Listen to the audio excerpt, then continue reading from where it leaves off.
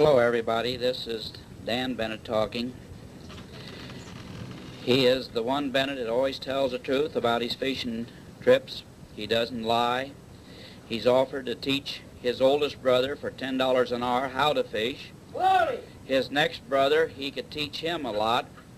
And if his brother Paul would ever go to Canada at Rice Lake, I'm sure that he will have a very good trip, good treatment, if he goes to the Harwood side of Rice Lake.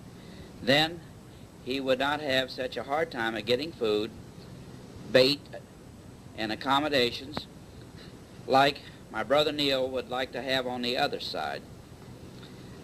My brother Neil has been using my motor the last 2 years and is now known as Hot Rod Bennett in a boat at Rice Lake. He thinks that the best way is to open it up and try to scare everybody else out of the lake. He did that to Ray.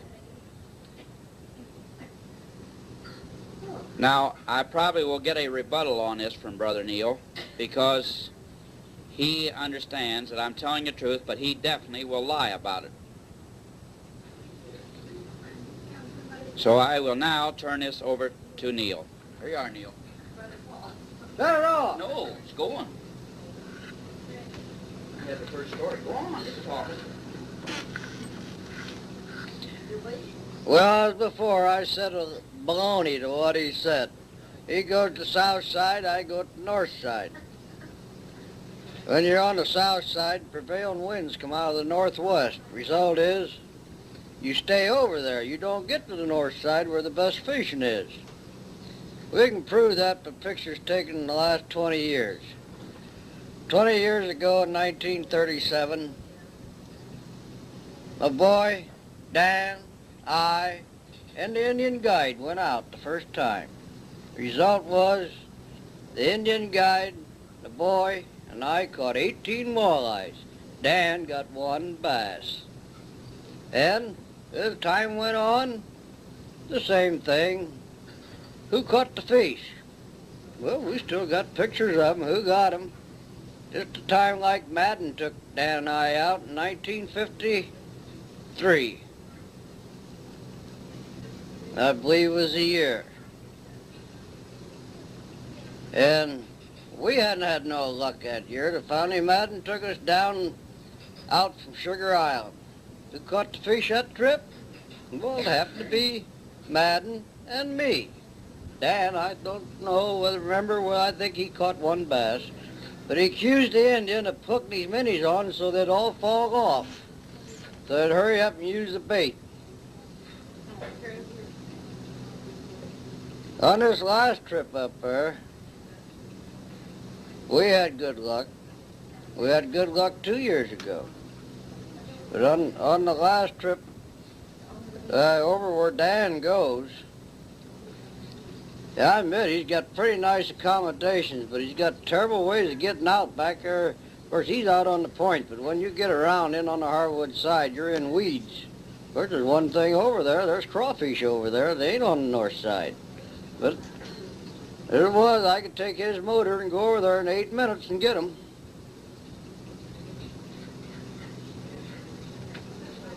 That Leona, Lamb, Ray, Betty was all up there on that south side. And it'd take, if they wanted to get the river fishing, well, that 5-horse Mercury took 45 minutes to get over there to get there. And when they got there, they had 4 inches of water in the boat, all of them wringing wet. They still wanted to fish the river. Of course, most of the time, that's where your best fishing is for bass. And they said that'd be the last time they'd go to the south side. They'd go to the north side from now on. And another thing, women like to shop. They run into Peterborough, only 15 miles away. And I don't know where you would go on the south side if you needed a doctor real quick, where you could go to Peterborough and get one. Signing off, Neil Bennett.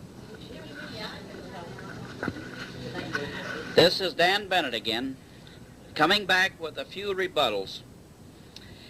My brother Neil did admit it was nicer on the other side. He did admit that I had more places to fish. There is a registered nurse at all times on that side of the lake, which means you don't have to go 15 miles into Peterborough. You would only have to go if you had an emergency operation or anything to Port Hope, which is only about 6 miles. It is true that the first time up there that there was 18 pickerel caught and 1 bass. The truth is, I did catch the bass, but I did catch several of those walleyes, which he will never admit. My wife, Mabel, has caught 1 muskie. Her dad went up there and caught a nice big muskie on the south side.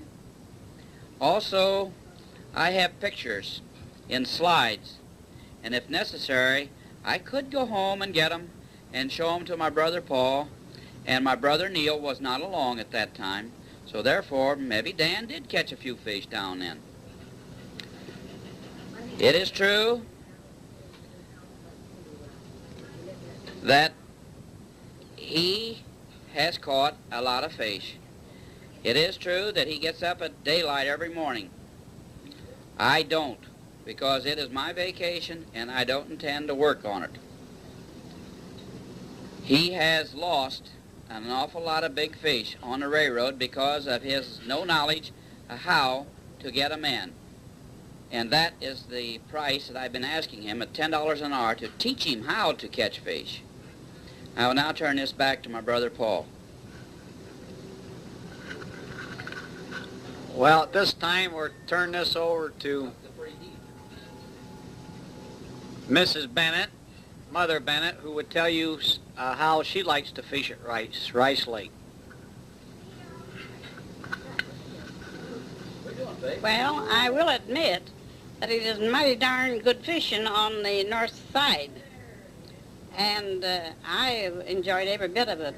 But one time I did enjoy something, and I'd laughed if my son Dan would have drowned. The boat upset with him, and down he went halfway to his deck. I'm no liar at all. And then I'll tell you about the fish. Neil's son and his wife, Delsie's sister, went up fishing up the river one morning early. And they came back with a string of fish, and we have a picture to vouch for it. I'll tell you, it was about 2 yards long, and the fish were dragging on the ground when they brought them in. I'll tell you, I enjoyed every bit of fishing going up there, and I love to fish in that river, for you surely can catch them every time you throw your line and hook in. Why, you always get a bite. And then my daughter-in-law, Mabel, I'll tell you, she's a fisherman, too. She sat straddled the front end of the boat, and she caught 2 nice bass. So, okay. Come on, Mabel. Can I tell you my favorite sport? Now, here's my daughter-in-law, Mabel. Give me $2 and a big race at the racetrack. Oh, you're fishing now. No, I'm not fishing. I'm playing the horses. The rest of the Bennetts are fishing. That's all. All right, now I'm on. You're on, all right.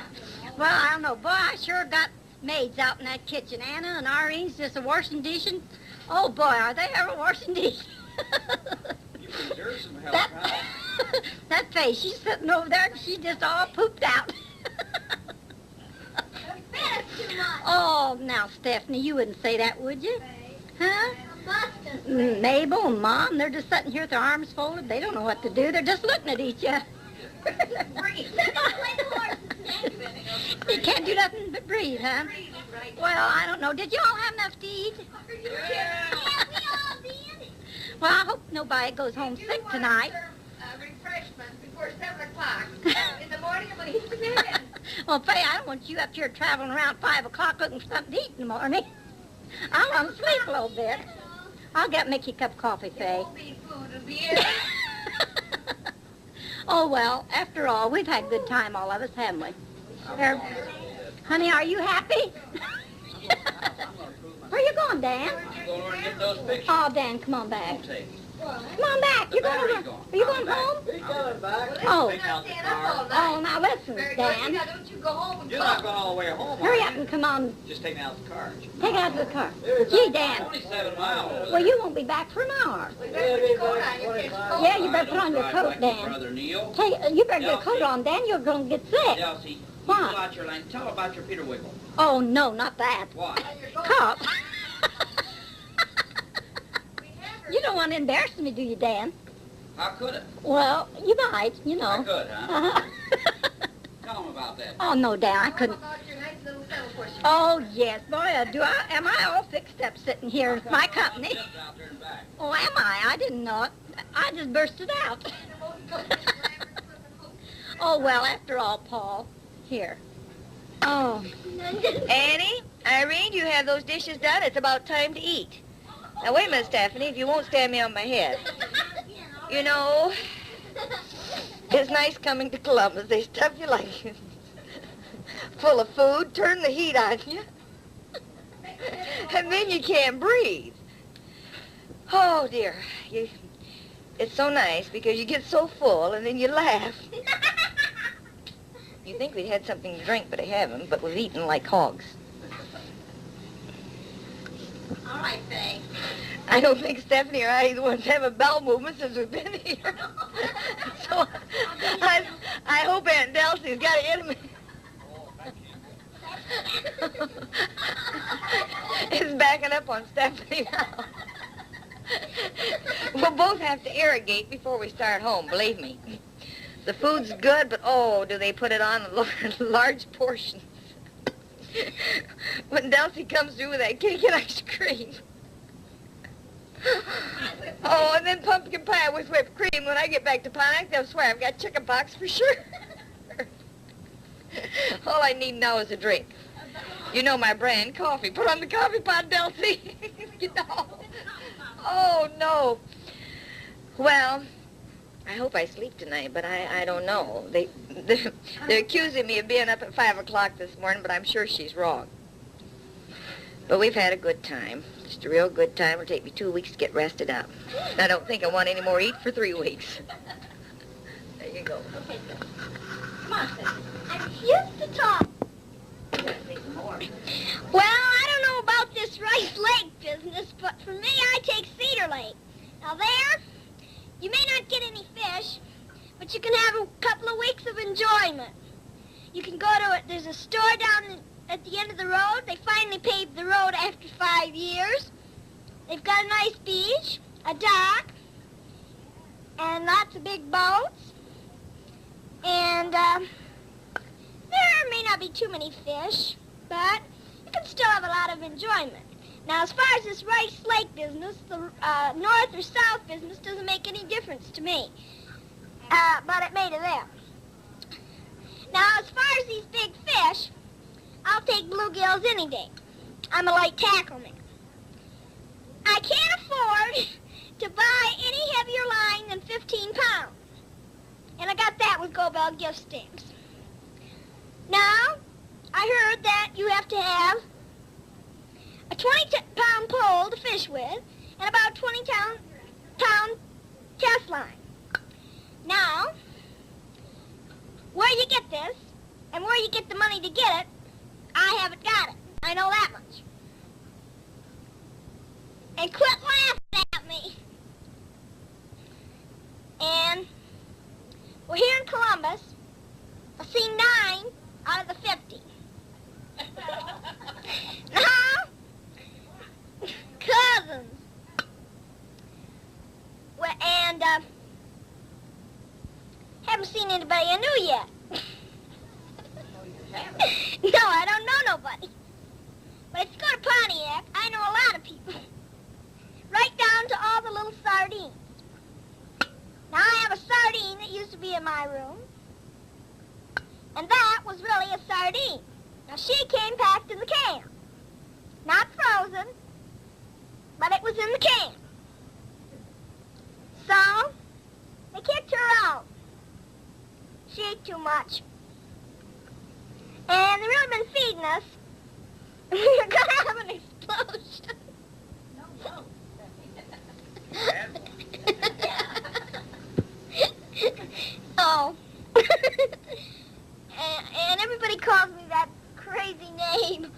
Jane.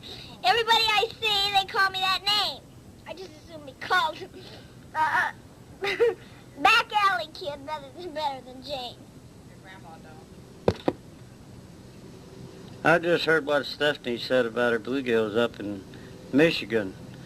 Yeah, the bluegills at Rice Lake, you can put 2 hooks on, catch 2 at a time. And you can keep right on repeating that, once right after the other. All you need is a string in your hand. You don't even need a pole. But the trouble is, when you're fishing for them bluegills and a little hook, you don't know when a big bass is going to get a hold of it or a muskie's going to get a hold of it. The result was, Lem Gordon got a 5-pound big-mouth bass fishing for bluegills. Betty Bennett got a 3-pound big-mouth bass fishing for bluegills. Delsey back in 1937 had a muskie hit her, and when I bent the pole underneath the boat and out the other side and out of the water, and of course she didn't get it because she only had a little bluegill hook on. But one thing I'll never will forget, back in 1937, the first time we was up there, I get up the first morning. I didn't know how to run Dan's motor really, so I took the boat and couldn't get him up. So I went out in front of the cottage and I caught a walleye, I suppose 16, 17 inches long. I come in and still couldn't get him up, so I just wrapped the fish around his neck and bed. I got him out of that bed. But I didn't blame him much then because he was working. He had to go to work 2:30, 7 days a week in the morning. I didn't blame him for wanting to sleep in too much. But he's went after some pictures now. He's going to want to show about him catching fish when we wasn't there. But I actually believe, when it comes right down to truth, his wife Mabel caught all them fish. I don't believe Dan caught too many of them. Signing off. She was too busy playing the horse. The dishes are already done now, and all of them are ready to eat in the morning and have their breakfast. And maybe they'll eat at midnight, I don't know, but I'll be home snoozing by that time because I have to have plenty of sleep. I guess that's all. Here's Anna now. Come on, Anna. Hurry up while it's on. Come on, come over. Come on, say a couple words. It's on. Come on, Anna. Huh? Come on over here. I can't, this won't record that You far want me to away. introduce you? Huh? Come on, Anna. You get over Come there. on. I'm too shy. Oh, Get yeah. over there. Everybody's gonna say you're a chicken if you don't. You don't want to call you chicken, do you, Anna? Come on. Call me chicken. Aw. Come on, Anna. I never knew you was backward. I am. Come on, add something. I like to know. Are you when. backward? Come on, Anna.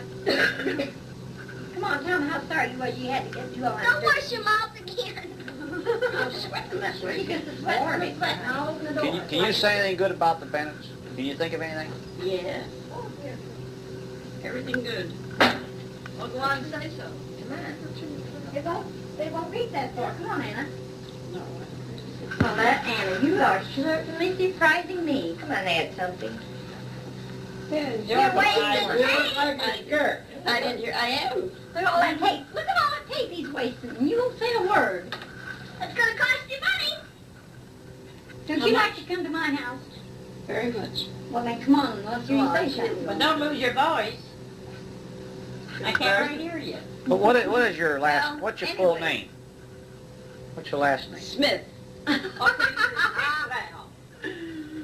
Well, I never knew you was so backward. I am. Do you girls drink when you go on the road? No, we do not. When you three start the smokies, what's going to happen? Is the smoke going to get in your eyes? Anna, you gonna drive? You gonna help Arlene drive? No, she'd go in the ditch if she did. You know it, both of us. Well, she won't talk though. Look at all that tape she's causing. Well, this is October the 12th, and they want me to say something about my people. What year? Well, I'm, this is 1957, and my parents were Mr. and Mrs. John Fanny Rushon. And my mother came from Switzerland in 1948. My father, and she was from my 1848. And my father, he was a Pennsylvania Dutch. All that damn made a terrible noise. Well, I was married in 1898. and I had 8 children.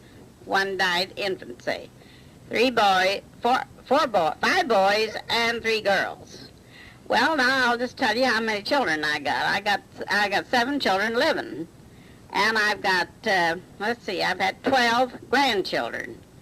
I've got one of them is deceased, and I've got 4 grandchildren to get married yet, and I've got 11 great-grandsons and 11 great-granddaughters.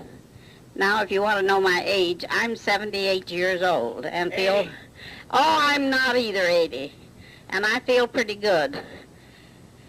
Well, my daughter-in-law here says I'm looking forward for life to begin at 80.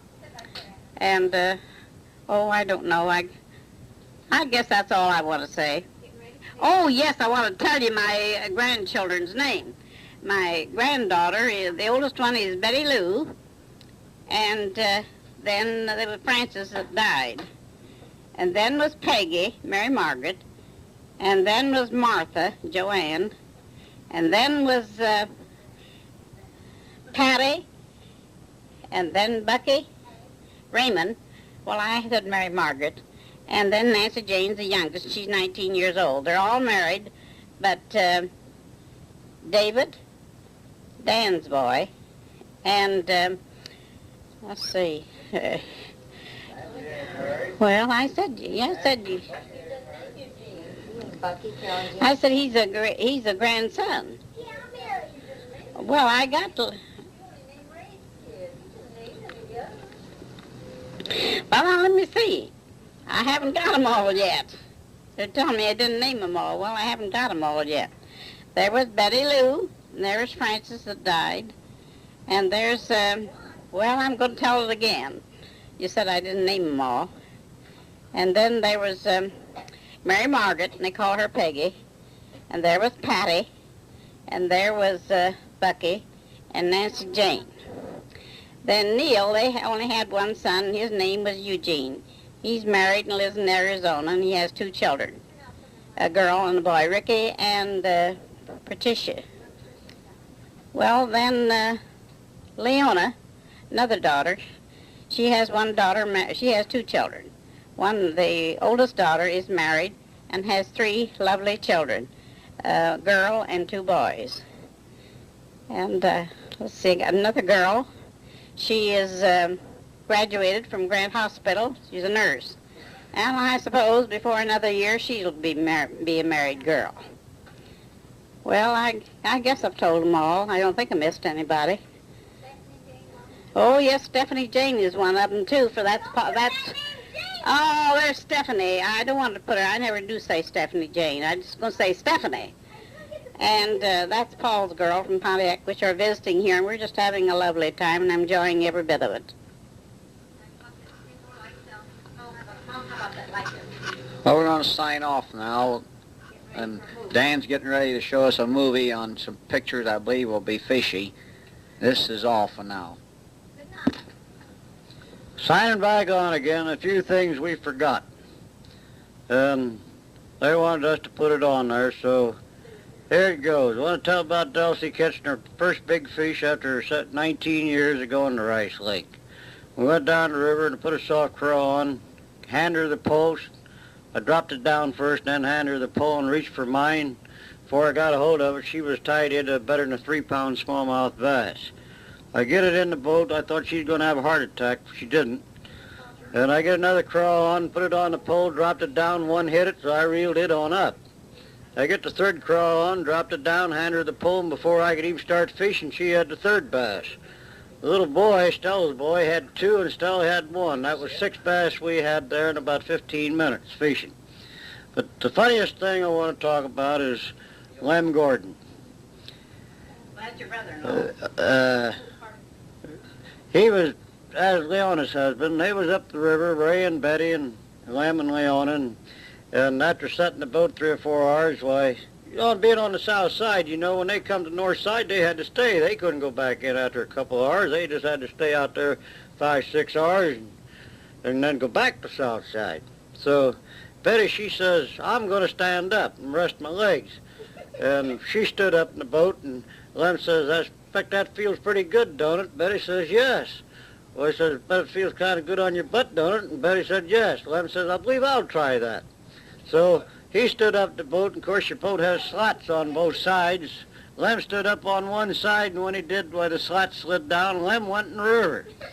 And when he come up, he still had his glasses on. His hat was floating on top of the water. Ray, he didn't know whether Lem could swim or not, but he just put a bait on and dropped his pole down right where Lem had fell in. And when Lem come up, he got a hold of the boat. Leona asked him, says, you all right? He says, yes. Well, she says, give me your glasses and your watch and get around there and get in the back end of the boat. And so they had to laugh if he'd have drowned it because it was so funny. Well, Ray, he seen Lem's hat was just getting about ready to sink, so he thought maybe he better get it. So this pole wormy dropped down right where Lem fell in. When he pulled it up, lo and behold, he had a bluegill hanging on it. It didn't make any difference. Somebody did fall in the river. They're still going to bite. So he gets it off, and he fishes out, and he catches Lem's hat and gets it in the boat. Well, that was one of the funniest things that Ray and Betty both said. If Lem had even drowned, they would have had to laugh because of the way he went in that river. I asked him about how much water he displaced when he did hit the water, because, you know, he said he weighs about 240 pounds. Well, I'm going to sign off. He never did touch bottom when he went in. Well, we're going to watch the pictures now. Dan is going to show. We're going to sign off there now.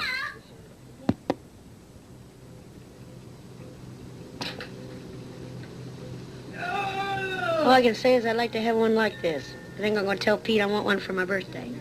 Huh? Is it on? It's on there. Yeah, I know it's on. Huh? Honey, if you have recorded as much as I have over these things, you know that you don't talk too loud because it blares. See? Yeah. Do you have anything to watch on that green? You watch that and you turn up the volume, right? And you start blinking.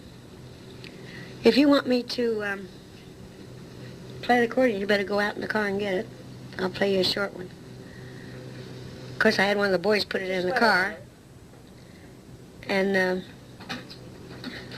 I can't carry them. I can carry them when they're on me. I can't carry them in the case. Oh, no, I think they're too heavy. Very heavy. Mary, did you? The older I get, you know, the older I get, the heavier it gets. That's for sure.